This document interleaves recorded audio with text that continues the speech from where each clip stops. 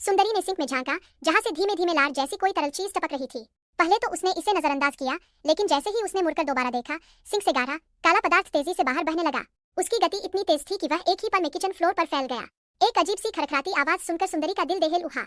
डर के मारे उसने धीरे धीरे आगे बढ़कर जांच करने की कोशिश की, लेकिन सामने का दृश्य देख उसका चेहरा फक हो गया। वह काला तरल अब तेजी से कमरे में फैल रहा था, मानो किसी जीवित चीज की तरह।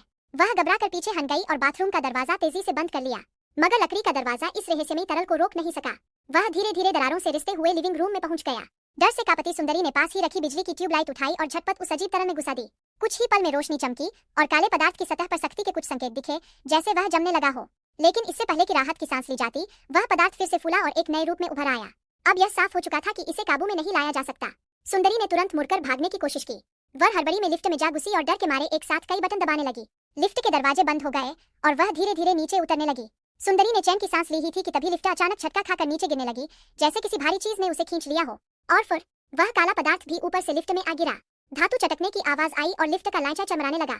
सुंदरी ने घबराकर दरवाजा खोलने की कोशिश की, लेकिन सब कुछ जाम हो चुका था। वह फंसी रह गई।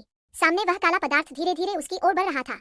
अब वह सिर्फ देख सकती थी उस रहस्यमयी चीज को, जो अब रुकने वाली